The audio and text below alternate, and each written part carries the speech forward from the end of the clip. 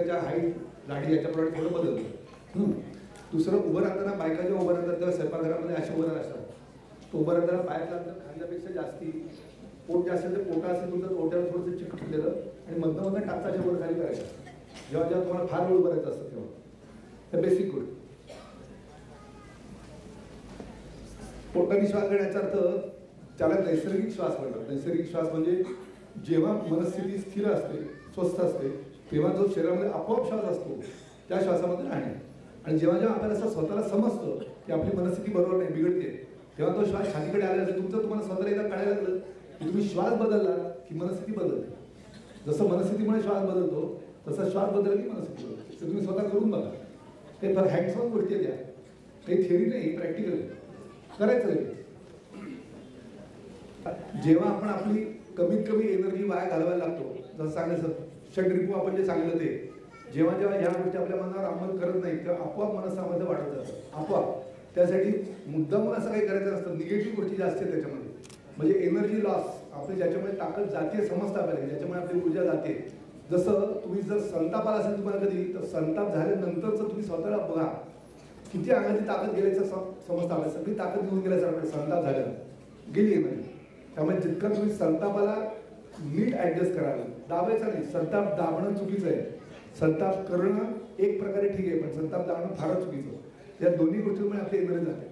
तर एनर्जी घालून द्यायची नाही, म्हणजे आपोआप ती साठायला लागते. जसं एखादं गळकं भांडं आहे, प्लग करायचं, जे भोग आहे ते बंद करायचं, पाण्यात वाढायला लागतं पाणी. पोटासाठी उत्तम व्यायाम तोंडाचा असतो. तोंडाचा आलं लक्षात? आलं का? हा बस तोंडाचं काम करा, पोट कमी. कंबरदुखी. हा कंबरदुखी किंवा आता सांगतो सध्याच्या काळात तीन सगळ्यात जास्तीत गोष्टी, मान दुखणे, कंबर दुखणे, गुडघे दुखणे. तर तिन्ही गोष्टी, चुकीचं उठणे, चुकीचं बसणे, वजन जास्ती असणे आणि मनावर राहणे, या सगळ्या गोष्टी एकत्रित म्हणून होत असतात. तर त्यासाठी या जेवढे तुम्हाला जमेल ते हँडल करा. वजन कमी ठेवलं तरी यातल्या निम्म्या गोष्टी नाहीशा होतील.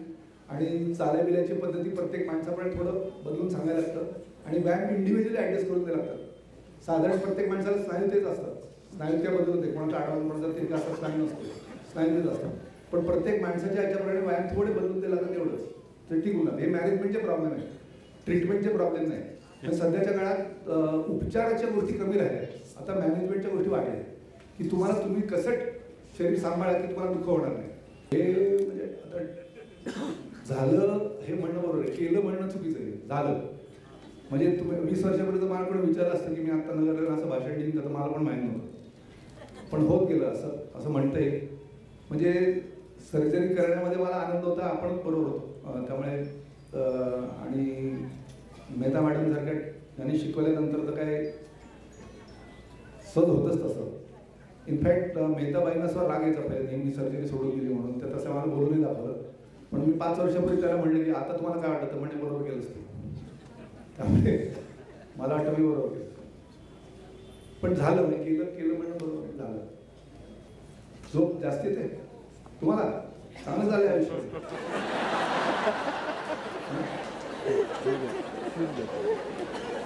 बायका झोप येण्यामुळे येतात आमच्याकडे.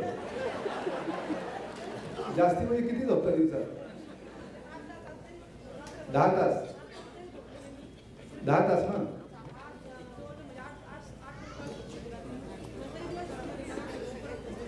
दहा तास झोपल्यानंतर परत वेळ परत झोप येते. झोपा की काय चाललंय, चांगलं चाललंय, काही नाव वगैरे त्रास देत नाही ना, बरोबर. एक लक्षात ठेवा, जेव्हा नॉर्मल गोष्टी ज्या असतात ना, आता बायोलॉजिकल गोष्टी असतात ना, त्या रेंजमध्ये असतात. तुम्ही मला विचार की माणसाने किती तास झोपावे, हां, तर प्रत्येकाला क्वांटिटीकडे लक्ष आहे, क्वालिटीकडे लक्ष नाही. मी समजा तुम्ही कुत्र्यासारख्या झोपत असाल, हां, उदाहरण म्हणून, तर फुट्ट झालं की जागा लगेच डोळा पडतो कुत्रा, म्हणून तर आपण त्याला पाऱ्या करायला ठेवतो.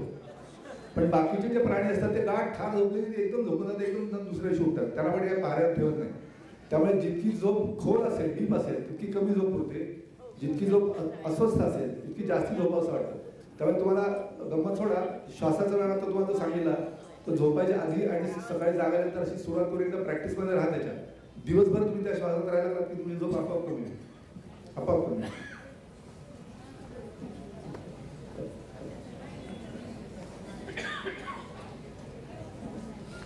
ते पुन्हा वैयक्तिक प्रश्न आहे, गुडघ्याविषयीच आहे, पण वैयक्तिक प्रश्नाला आता सांगायचं इथे सांगणं शक्य नाही. पण गुडघ्याचं काय झाले त्याच्यावर काय आहे त्याच्यावर सांगते. वजन फार असेल तर वजन कमी करावं लागतं, ताकद गेली असेल गुडघ्याच्या स्टँडची तर ती ताकद वाढवायला लागतं. पण जे काय ज्या माणसाठी आवश्यक आहे करायला लागतं. वैयक्तिक काही इथं सांगणं आवडतं.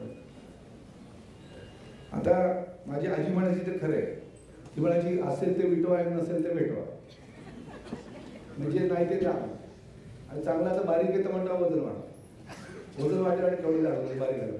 म्हणजे नेहमी दुसऱ्याचं शरीर जास्त चांगलं असतं. माझा एक मित्र म्हणला की दुसऱ्याची बायको आणि दुसऱ्याची गाडी जास्त चांगली असते. ते बरोबर. तर पहिले लक्षात ठेवायचं वेट गेन ही कन्सेप्ट आहे. तुमच्या शरीराची जी चण आहे, शरीराचे 3 टाईप असतात, एक्टोमॉर्फ, मेसोमॉर्फ, एंडोमॉर्फ असे. पण त्यातली तुमच्या शरीराची जी चण आहे त्या शरीराच्या बाहेर तुम्ही फार जाऊ शकत नाही. त्यामुळे पहिली गोष्ट तुम्हाला ऍक्सेप्ट करणं आवश्यक आहे की माझं शरीर आहे असं आहे. आता ह्याच्यात मी काय काय करू शकतो. म्हणजे आम्ही अशा असतो आम्ही असं काही असं वर्गाला करण्यात काय अर्थ नाही. जे काय मिळाले त्याच्यात जी शस्त्र मिळाली त्या शस्त्राने लढायचं. त्यामुळे आपल्याकडे जे नाही असं जर बघत बसलं होतं मला टकला केस असेल तर खूप मजा वाटली असते. पण नाही एवढं काय फरक पडत नाही. दुसरी गोष्ट 4 गोष्टी जगामधले धंदे तुम्हाला कोणालाही जर पैसे मिळवायचे असतील तर 4 गोष्टींमध्ये पैसे घाला कधीही कमी पडणार नाही. एक म्हणजे टकला केस सुकून देतो, वजन कमी करून देतो, औषधं वजन वाढवून देतो, उंची वाढवून देतो आणि काळ्याचं बरं करून देतो. हे 5 धंदे कधीही कमी पडणार नाही तुम्हाला. मस्त आयुष्य जाईल. कारण प्रत्येक माणसाने कुणातरी ह्या बाबतीत काहीतरी कमी असतं. कुणातरी केसाविषयी वाढत असतं, कोणतरी रंगाविषयी वाढत असतं, कोणतरी उंचीविषयी वाढत असतं, कुणातरी काहीतरी वाढत असतं. असं 100 कोटी लोकांपैकी प्रत्येक एक बाटली जरी घेतली ना ती 100 कोटी वाढल्या जातात आणि 5 जर केलं तर 500 कोटी वाढल्या जातात. हां, त्यामुळे जे आहे ते ॲप्रिशिएट करणं, ॲक्सेप्ट करणं सगळ्यात पहिली गोष्ट. सारखं मी अशी माझं तसे असं म्हणायचं नाही. सगळं व्यवस्थित शरीर चाललंय, फर्स्ट क्लास चाललंय, झोप येते, खायला प्यायला ते मग म्हणजे भेटतोय आपण आणि तेवढी मोठी कृपा आहे. त्याच्यात सुधारणा असेल तर म्हणा ठीक आहे की माझं असं मत आहे की माझं अजून शरीर जास्ती चालवलं की तुम्ही व्यायाम करू शकता, माझं लवचिक पाहिजे चालेल, स्टॅमिना पाहिजे चालेल. तुम्ही जर आता एव्हरेस्ट चढणारे लोक पाहिजे एवढे असे वारपुडे लोक असतात आणि आम्ही असे धडपटाकत जेव्हा वर चढतो तेव्हा फटाफट चढून जातात. तर तेव्हा असं वाटतं आपण असे बारपुडे असतात तर सारे कसले चढलो असतं असं नाही म्हणायचं. ते तसे तर आपण असे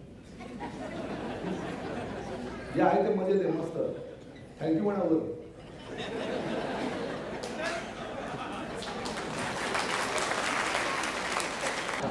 नाही विषय म्हणजे काय होता तुम्हाला हे सगळं उत्तर द्यायच्या एक अमेरिकेतल्या रेड इंडियन लोकांची प्रार्थना सांगतो. ते रेड इंडियन लोक पूर्णपणे मांसाहारी आहेत. हां, आणि ते कुरणावर चढणारे जे गवे असतात त्यांना मारून खातात, ती सगळी टोळी. तर त्यांच्या टोळीचा जो मेडिसिन मॅन असतो, त्याच्यात मेडिसिन मॅन कल्पना आहे, आपण डॉक्टर म्हणतो त्यांना, पण ते मेडिसिन मॅन फार वेगळे असतात. तो सांगतो त्या दिवशी आज ह्या गव्याला मारायचा, ह्या गव्याचा आज मरण आहे, त्या गव्याला मारायचा. सगळी जमात त्या गव्याच्या मागे लागते बरं का. वाटेत कुठलाही इतर सोपा प्राणी दिसला मारण्यासारखा तरी ते मारत नाही त्याला, ते त्या गव्याला मारतात. तो मेल्यानंतर त्यांचे खूप रिच्युअल असतात. त्याची लाळ काढून डोळ्या लावायची, त्याच्या खोऱ्याचा मुका घ्यायचा, मग त्याचे गुडघे टेकून बसतात, सगळे त्याची प्रार्थना करतात. ती प्रार्थना अशी आहे की आज आमचं शरीर वाचवायला आम्ही तुझा प्राण घेतलाय, आमचा जीव वाचवायला आम्ही आज तुझा प्राण घेतलाय, पण आम्ही तुला खात्री देतो की आम्ही जेव्हा मरू तेव्हा आमच्या शरीराची मातीहून त्या जे गवत उगवेल ते खाऊन तुझी पोरं बाळ समाधानाने नांदतील. तर जे शाकाहाराचा अट्टास करतात, मी स्वतः काही मांसाहारी नाही पण मला आवडतं खायला, रोज खात नाही पण जेव्हा करतात तर आवडतं मला. मांसाहारच करा म्हणणारे किंवा शाकाहारच करा म्हणणारे ह्यातला अन्नाविषयीचा आदरभावच त्यांच्या लक्षात आलेला नाही. अन्न ही आदराची गोष्ट आहे. वाघाला केळी का सांगण्यात काही अर्थ नाही, तो खाणारे नाही. वाघ हरिणच खाणार, पण हरणाचं वाघाचं शरीर बनते. तुम्ही केळी खाली तुमचं शरीर केळ्याचं तुमचं शरीर बनते. शरीर बनण्याची जी गोष्ट, अन्नामुळे आपलं शरीर बनतंय. त्यामुळे आज माझ्यासमोर जे आहे ते माझ्या नशिबाने माझ्यासमोर आलेले आहे. असं म्हणतात की झेन साधू एक सफरचंद खायला 1 तास लावतो. पहिलं तर ते सफरचंद ॲप्रिशिएट करतो की हा काय सफरचंद आहे, आज माझ्या नशिबात सफरचंद आहे. हां, सफरचंद खायला कोणीतरी कधीतरी हजारो वर्षापूर्वी ती बाग लागली सफरचंदाची, त्याला ती झाडं आहेत, कोणीतरी ती पाणी घातले, खत केले, कोणीतरी ते सफरचंद तोडले, कोणी छान पॅक बंद केले, कोणी माझ्यासाठी विकत घेतले, माझ्याकडे सफरचंद आहे आणि आता मी ते सफरचंद खाणार असं म्हणून तो खातो. म्हणजे अन्नाविषयी आदरभाव असणं महत्वाचं आहे. शाकाहार का मांसाहार एकदम वेगळा प्रश्न आहे. तुम्ही काय असे उगाच 50 बोकड मारून टाकले सडक पडले असं नाहीये. खावासं वाटतं खा, प्राणी मारला तर खा, उगाच आपली गंमत पण मारून टाकले पैसे, ह्याला काही अर्थ नाही. त्याला वॅन्टम किलिंग म्हणतात. त्यामुळे तुम्ही कुठली, आणि आपल्या वनस्पतींना भावना असतात ते आपल्याला सर्वांना माहिती आहे. वनस्पतींना भावना असतात ते कळून सुद्धा त्याला नोबेलपर्यंत मिळून सुद्धा आता 100 वर्ष झाली त्याला. त्यामुळे वनस्पतीच्या तुम्ही मेथीची भाजी उपटता तेव्हा ती रडत असते मोठमोठ्याने, आपल्याला कळत नाही एवढंच. डास मारला आणि वेल मासा मारला तर एक जीव मेला, मरतोच आहे. त्यामुळे असं काही म्हणतं काय. तुम्हाला आणखी मजेदार गोष्ट सांगतो. मी तेव्हा टाटा कॅन्सर रिसर्चमध्ये काही कारणानंतर एक 3 आठवड्याच्या वर्कशॉपला गेलो होतो. तर तिथे मी एकटाच सर्जन होतो आणि बाकीचे सगळे असे इतर लोक होते. तर ते म्हणले की एक उंदीर आठवडा असं अत्यंत गोजिराणा पांढरा छान उंदीर होता, लाल लाल डोळे असलेला. तर म्हणजे आता इसोफेगस या उंदराची दाखवायची. तर सर्जन कोण आहे म्हणलं मी, याची इसोफेगस दाखवणार का? म्हणा जिवंत आहे, मारा त्याला. म्हणलं मी मारणार उंदीर नाही, कशाला मारणार? म्हणलं मी कशाला मारणार, फक्त इसोफेगस दाखवलं मी उंदीर मिळतो ना मारायचा. तर आमच्याकडे ते गृहस्थ आहेत, मी मारतो ना. त्याने त्या धरला शिकून करून टेबलवर ठेवला, त्या गळ्यावर रॉड दाबला, त्याचे दोन्ही डोळे असे बाहेर, अजून माझ्या डोळ्यासमोर ते दृश्य आहे. आणि तो उंदीर मेला. आता तो मेलाय म्हणलं ठीक आहे, त्याची इसोफेगस वगैरे दाखवली लोकांना. नंतर तेच दोघांनी आम्ही जेवायला गेलो. मी काहीतरी मटन मसाला मागवला आणि ते लगेच माझ्या टेबलवर उठून दुसरीकडे जाऊन बसले, आम्ही व्हेजिटेरियन म्हणून. तोच माणूस. तर काय म्हणायचं. त्यामुळे यात वाद घालण्याचं काही कारण नाही. जीवांविषयी आपल्याला वाटणारी प्रीती दाखवायची, पण खायचं तर खायचं पण. आता प्रोटीन सप्लिमेंट जी आहे, साधारण शाकाहारी डाएटमध्ये जर तुम्हाला अत्यंत हेवी ट्रेनिंग करायचं आहे किंवा तुम्हाला मसल मास चांगला वाढवायचा असेल आणि तुमचं ट्रेनिंग जर हेवियर साईडकडे चाललं असेल, म्हणजे समजा तुम्ही 80-90 किलोनी बेंच प्रेस मारताय, 100 किलोनी स्क्वॉट मारताय, असे हेवी लेवलला चालला असाल तर प्रोटीन सप्लिमेंट घ्यायला काही हरकत नाही. प्रोटीन सप्लिमेंट तुम्ही तर फालतू व्यायाम करत असाल, थोडंफार आपलं जॉगिंग करायचं, थोडे असे हातपाय हलवून घ्यायचं, तर प्रोटीन सप्लिमेंट खाऊ नका. ते पॉझिटिव्हली डेंजरस आहे आणि तुमच्या किडनीवर असा लोड घ्यायचं काही कारण नाही. त्यामुळे प्रोटीन सप्लिमेंट हे फक्त ट्रेनिंगशी रिलेटेड आहे. ट्रेनिंग हेवी असेल तर प्रोटीन सप्लिमेंट घ्यायला काही हरकत नसते, पण हेवी ते तुमच्या शरीराच्या मापानुसार ठरवायचं. एक, लहान वयामध्ये प्रोटीन खायची काही आवश्यकता नाही, कारण साधारणपणे आपल्या डाएटमध्ये वाढीसाठी जेवढी प्रोटीन असतात ती असतात. थोडंफार ऍडजस्ट करण्यासाठी छोटंसं खाल्लं तर काही हरकत नाही, पण लहान वयामध्ये काही जरूर नाही.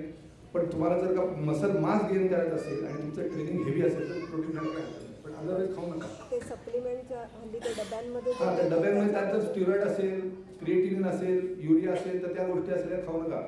प्युअर व्हे प्रोटीन असेल, प्युअर, काही बाकी काही ॲडिटिव्ह नाही त्याच्यामध्ये, कुठले व्हिटॅमिन नाही, काही नाही, नुसतं प्रोटीन आहे, घ्यायला काही हरकत नाही जर हेवी ट्रेनिंग असेल तर. नाहीतर घेऊ नका. आणि अॅनाबॉलिक स्टिरॉइड असेल तर अजिबात घेऊ नका, अजिबात. त्या ह्याच्यावर काय लिहितं ते बघा, कंपनी म्हणजे रेप्युटेबल आहे की बघा. आणि उगाच वेट गेनसाठी करू नका, त्याच्यामुळे हिप जॉईंटचे डिसऑर्डर्स वगैरे होतात, सिरियस प्रॉब्लेम येतात. त्यामुळे तेवढी जर काही तुम्हाला जरूर नसेल तर खायची काही जरूर नाही. आणि वेट लॉस करता सुद्धा प्रोटीनचे वेट लॉस करता प्रोटीन पावडर खाणं तर तद्दन मूर्खपण आहे. वेट लॉस करता प्रोटीन पावडर खायची नाही. इनफॅक्ट बऱ्याचशा पावडरवर लिहिलेलं पण असतं की ही वेट लॉस साठी वापरायची नाही, तरी लोक खातात. आणि आता आत्महत्या करणं गुन्हा नाही ना, त्यामुळे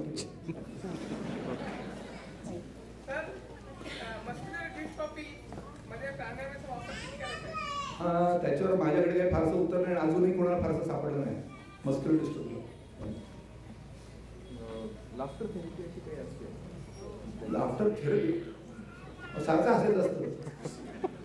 आता तुम्हाला गंमत सांगतो, मी एका हास्यकलमध्ये मला लेक्चर बोलवलं. तिथे सगळे असे 70-80 वर्षाचे लोक बसले होते, ग्रीन चेहरे करून बसले होते. आणि नंतर त्याची तरी वेळ झाली म्हणून सगळे हसले. मग म्हटलं आता तुमचं लेक्चर. म्हटलं तुम्ही इथे येऊन हसण्यापेक्षा घरी काय नाही हसत? घरी हास्यकला उत्पन्न करा ना. इथे येऊन हसायचं घरी काय.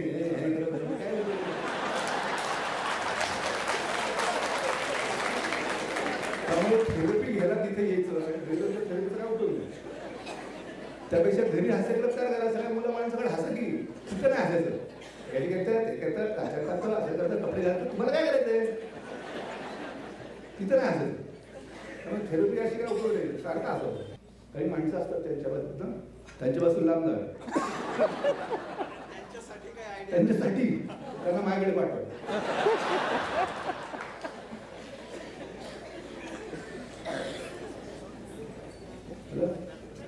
आता शेवटची गोष्ट सांगतो. आणि अच्छा, शेवटची गोष्ट अशी प्रत्येक भाषणात सांगतो की कोणी तुम्ही ऐकली पण असेल, पण मला पुन्हा सांगायला आवडते. त्याचं कारण एकच आहे की मनुष्य जातीच्या इतिहासामध्ये मनुष्याने कसे वागावे, आनंदात राहावे सांगणारे हजारो माणसं होऊन गेली आणि कोट्यावधी लोकांनी ऐकलं. मनुष्य जातीला काहीही फरक पडत नाही, काहीही. आणि या लेक्चरमध्ये तुमच्यात काही फरक पडला तर फार आशा आहे मला पडेल, पण तरी पडेल असं काही सांगता येत नाही. ते का त्याची गोष्ट आहे, कारण आपली स्मरणशक्तीपेक्षा विस्मरण शक्ती भयंकर पॉवरफुल असते. आता तुम्हाला जे अगदी पटलंय ते तुम्ही ज्याच्या बाहेर पडला, रस्ता क्रॉस करून गेला की संपलं. चला, ती कशी असते तर एक असाच माझ्यासारखा माणूस लेक्चर वगैरे द्यायला जायचा.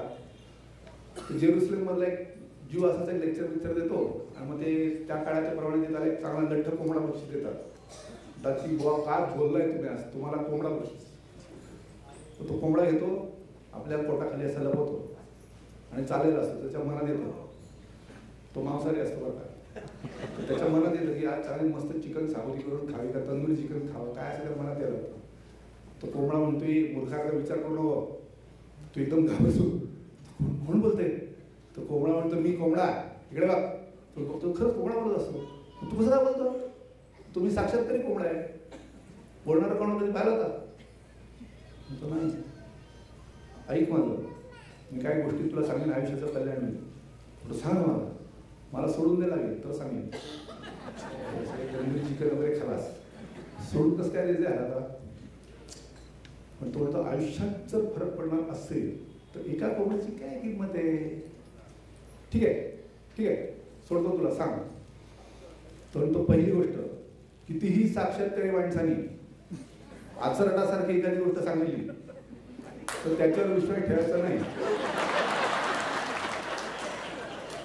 किती साक्षात्कारी माणूस असेल, संत असू दे, वाटेल असेल, आचरणासारखी गोष्ट सांगितली विश्वास ठेवायचा नाही. दुसरी गोष्ट, स्वतःच्या कॅपॅसिटीच्या बाहेर गोष्टी करायला जायच्या नाही. हे बरोबर आहे. आणि तिसरी, कोणावर जर उपकार केलेस तर नंतर वाईट वाटून घ्यायचं नाही. तीन सगळ्यात महत्वाच्या गोष्टी आयुष्यात लक्षात ठेवायच्या. कोणतं बास चांगलं सांगितलं, कोणतं सोडा आता सोडे विसरच होतं. सोड तो विचार करतो पण शब्द दिलेला असतो. म्हणतो ठीक आहे ठीक आहे ठीक आहे, सोडलं तुला, सोडतो. तो कोंबडा असा टुंटुंडल्या मारा जातो, थोडासा उडतो आणि समोर एका झाडावर तो पहिल्या फांदीवर बसतो. तू काय महामूर्ख आहेस रे तू. बैला मला जर कापून खाल्ला असतंस ना तर माझ्या पोटात एवढा मोठा हिरा होता, हिरा. आणि तुझं काय 12 पिढ्या तुझ्या ददात मिटली असती. जसं विश्वास बसत नाही मला, सरस मला त्याच्या मागे लागतो. तो कोंबडावरच्या फायदे जातो. हा 80-85 वर्षाचा माणूस झाड चढायला लागतो. शेवटी कोंबडा आधी पकडणार तेवढ्यात पडतो खाली, जमती तेवढी हाड मोडतात, पडलेला असतो. कोंबडा परत वरच्या फांदीवरून बसतो. तो म्हणतो किती तुम्ही माणसं मूर्ख रे. आत्ता मी तुला सांगितलं की साक्षात्कारी माणसाने आचरणासारखी गोष्ट सांगितली तर लक्षात ठेवायचं, विश्वास ठेवायचा. कोंबड्याच्या पोटात कधी हिरा असतो मूर्ख. दुसरं, स्वतःच्या कॅपॅसिटीच्या बाहेर करू नये. 85 वर्ष लोक झाडं चढतात. चढल्या कधी आयुष्यात झाड कशात चढला. आणि आता तुला वाईट वाटत असेल मला सोडून दिलं म्हणून, वाईट वाटत दिलं नको. तर या पक्षाची गोष्ट विसरू नका. 7 फेब्रुवारीला सहकार सभागृहामध्ये विद्यावाळ यांचं लेक्चर आपण भाषण हे केलेलं आहे आयोजित, आणि त्यांचा विषय आहे इच्छामरण. PM मुनाफ मेमोरियल ट्रस्ट यांच्या विद्यमाने तसेच PM शाह फाउंडेशन पुणे यांच्या सहकार्याने आयोजित करण्यात आलेल्या आजच्या या डॉक्टर तुमच्या भेटीला या कार्यक्रमाचे प्रमुख वक्ते डॉक्टर श्री राजीवजी शानफाणी, श्री अशोकजी सोनवणे, श्री भालचंद्र बेहरे, श्री अभयजी देवधर, श्री चेतनजी गांधी व श्री रमणलालजी मेहर, तसेच उपस्थित असलेल्या वननगरमधील सर्व श्रोते बंधू व भगिनी, आपण सर्वजण या कार्यक्रमात आवर्जून उपस्थित राहिल्याबद्दल प्रथमतः मी आपल्या सर्वांचे आभार मानते. व हे व्याख्यान आपल्याला आपल्या भावी जीवनात निश्चितच उपयोगी पडेल. परत एकदा आपले आभार मानते व आजचा कार्यक्रम संपल्याचे जाहीर करते. धन्यवाद.